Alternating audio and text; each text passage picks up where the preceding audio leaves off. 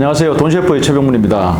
새해 아침이 밝았습니다. 지난 한 해 저희 돈셰프를 많이 사랑해 주신 구독자 여러분 진심으로 감사드립니다. 이제 2026년 병오년 새해가 밝았기 때문에 올해 첫 주제로는 2026년부터 달라지는 주요 제도 및 정책 알아보기, 이런 주제로 우리 전문가님과 함께 얘기를 나눠보도록 하겠습니다. 오늘 수고해 주실 전문가님은 최수길 전문가님, 안녕하세요. 네, 안녕하세요. 병오년 새해가 밝았습니다. 그래서 이제 준비해 주신 주제가 이제 원래부터 좀 달라질 이런 내용들 정리를 해주셨는데, 시청자분들도 많이 좀 관심을 가지실 것 같습니다. 두 편으로 나눠서 이제 진행할 텐데, 먼저 이번 편에 다룰 내용은 2026년 사자성어. 네. 저도 궁금하네요.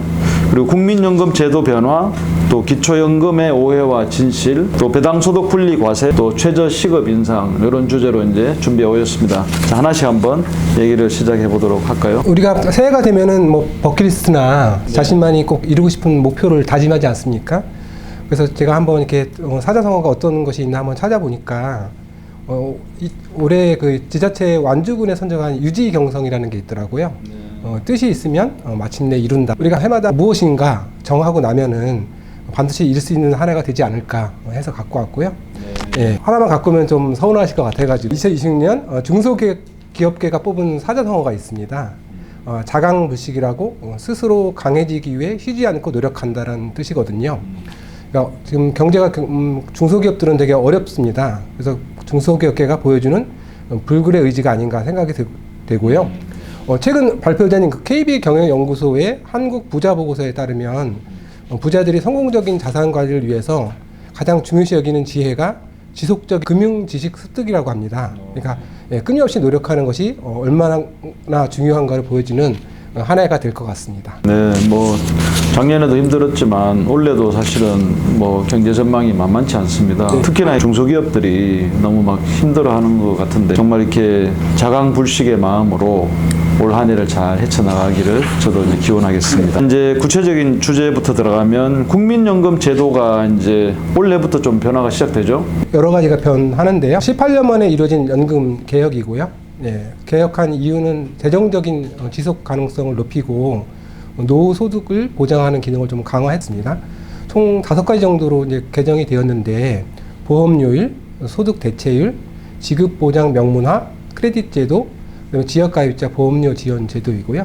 우선 하나씩 살펴보면은 보험료율은 2025년도에 9%에서 26년 올해는 9.5%로 바뀌거든요. 또 1년 단위로 계속 0.5%씩 올라서 2033년도에는 13%로 바뀌게 되어 있습니다. 네네. 그리고 소득 대체율이 지금은 단계별로 하락하면서 40%였고요. 2025년도에는 41.5% 정도 수준이었는데, 이게 2026년부터는 43%로 적용이 됩니다. 세 번째는 지급 보장을 명문화했습니다. 국민연금법 제3조의 2를 보면은 국가는 이 법에 따른 연금 개발과 안정적, 지속적 지급을 보장하여야 하며 이렇게 나오거든요. 보장하는 문구가 이제 확정이 되어서 국가 책무 의무화가 되었다. 이렇게 세 가지가 일단 있고요. 그 다음에 크레딧 제도가 좀 바뀌었는데요. 출산 크레딧이라고, 과거에는 첫째가 태어났을 때는 크레딧 제도가 없었습니다. 이번에 12개월로 좀 바뀌었고요. 둘째부터는 작년도와 똑같이 12개월, 셋째 이상 한 명당 18개월이었고요. 예전에는 상한선이 있었습니다. 50개월. 상한선이 이제 폐지가 되었습니다. 근데 이게 크레딧이 이제 모르는 시청자분도 계셔서 그런데, 크레딧이 어떻게 활용이 됩니까? 그러니까 내가 국민연금 납입하는 기간이 추가로 넘어가는 거라고 보시면 되고, 기간을 더 늘려준다는 얘기입니까? 네네. 예. 그래서 이게 가장 중요한 거가 이제 기간이 얼마큼 되느냐와 얼마큼 납입했느냐 주기가 중요한데, 기간을 늘려주기 때문에 나중에 국민연금 받는 금액들이 올라가게 되는 구조로 되어 있습니다. 최근에 이제 국민연금에 대한 관심들이 좀 많이 늘어나고 있더라고요. 든든한 일청연금 역할을 하고 있기 때문에 네네. 관심들이 더 늘어나고 있어서 이 크레딧 제도도 주의 깊게 보셔야 될 것 같습니다. 그리고 군복무 크레딧이 있는데요. 작년까지만 하면 인정 월수가 6개월이었거든요. 이거를 이제 올해부터는 12개월로 좀 바꿔주고 있고요. 2026년 1월 1일 이후에 군복무를 마친 경우다. 이렇게 보시면 될 것 같습니다. 그리고 다섯 번째로 작년까지는 보험료 납부를 중단했다가 납부를 재개한 지역가입자 지원이 있었거든요. 근데 올해부터는 이제 납부 재개 여부와 상관없이 소득이 일정 미만이면은 지원의 제도로 이제 바뀌었습니다. 그래서 그 기준 소득 월액이 이제 80만 원 있고 생애 최대 12개월까지만 이제 지원을 해주거든요. 예. 그리고 이제 여기에 제가 말씀드린 이제 추가로 한 두 가지 정도 더 있는데 국민연금 이제 이 감액 제도가 이제 개선이 되었습니다. 그래서 2025년 같은 경우에는 309만 원 이하이면 그 국민연금에 감액이 없었지만 초과하면 이제 감액이 있었거든요. 이거를 이제 올해부터는 200만 원 플러스를 좀 했습니다. 그래서 509만 원 정도까지는 전액 감액 없이 받을 수 있는 거고요. 현실화시켰네요. 이게 소득이 509만 원이어도 실제 사업소득 필요경비나 근로소득 공제를 해주기 때문에 실제는 좀 더 큰 금액이거든요. 한 620만 원 정도 될 거라고 생각됩니다.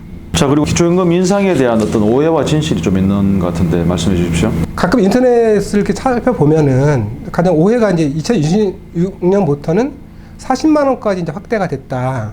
이렇게 좀 많이 나오거든요. 근데 실질적으로 이게 연금 개혁 토론에서 저소득층으로부터 월 40만 원을 확대를 단계적으로 검토하겠다는 의미가 있었거든요. 이게 이제 좀 확대 해석이 되어서 당장 2026년부터 40만 원 확대되는 것처럼 오해가 많이 있습니다. 네네. 그래서 아직까지는 이게 확정된 거는 사실 없고요. 기초연금 인상액은 이제 매년 그 물가 상승률을 감안해 주거든요. 이 물가 상승률은 내년 1월 중순쯤에 확정이 되어서 1월 25일부터 지급할 때는 감안해서 이제 지급이 됩니다. 그래서 지금 11월까지는 물가 상승률이 2.1% 정도 되거든요. 그래서 단독 가구 같은 경우에는 한 34만 2천 원에서 34만 9천 원 정도로, 부부 가구 같은 경우에는 54만 8천 원에서 한 55만 9천 정도로 증가될 것으로 예상이 되고 있고요. 기초연금은 이제 65세 이상의 신청을 해야지만 지급을 하기 때문에 신청을 해야 됩니다. 선정 기준액으로 월 가구 기준으로 단독 가구 같은 경우에는 월 244만 원 정도 되고요. 부부 가구 같은 경우는 월 한 390만 원 이하면 해당이 됩니다. 네. 그러니까 이제 정부의 발표가 있긴 있었는데 당장 뭐 40만 원 확대되는 줄로 알고 있는 사람도 있을 것 같아요. 네네. 가끔 뭐 이렇게 뭐 챗 GPT 같은 곳에서 이렇게 나올 때가 있고요.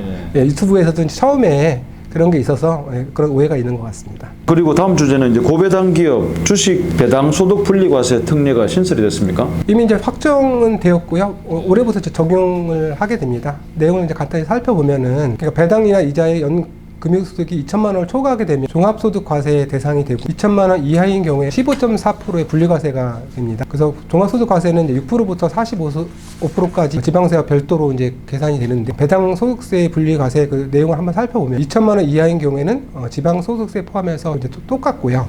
2천만 원 초과 3억 원 이하인 경우에는 지방세 포함 22%, 3억 초과 50억 원 이하인 경우에는 27.5%, 그다음에 50억 초과인 경우에는 33% 정도 세율이 적용됩니다. 적용 대상들을 보면 주권 상장 법인으로서 전년 대비 배당금 증가가 되어야 되고요.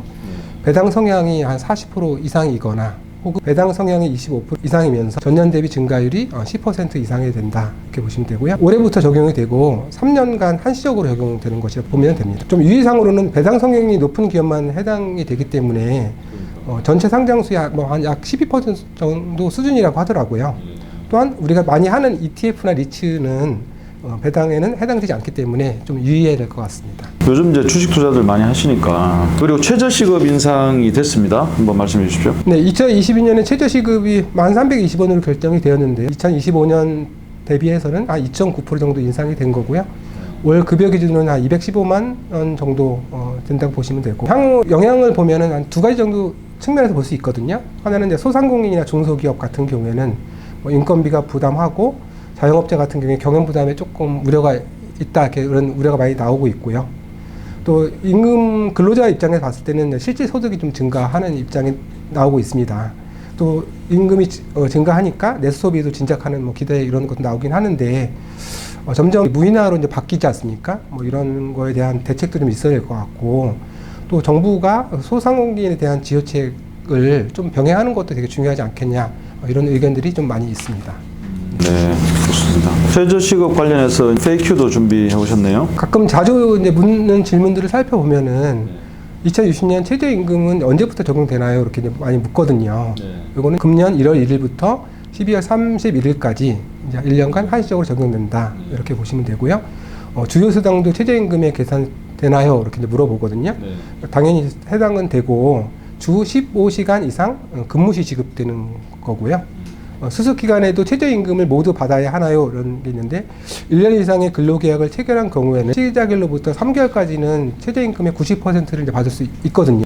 단순 노무 직종 등 일부는 아예 감액이 적용이 안 됩니다. 최저임금에 미달하는 임금을 받았다면 어떻게 해야 되냐 이런 질문들이 있거든요. 사업장 관할 지방고용노동청에 진정을 신청하시면 권리를 구제받을 수 있을 것 같습니다. 네, 감사합니다. 자, 여기까지 이제 2026년 달라지는 제도에 대해서 얘기를 나눠봤고요. 2편은 다음 주에 찾아뵙도록 하겠습니다. 수고해주신 최수길 전문가님, 감사합니다. 네, 감사합니다.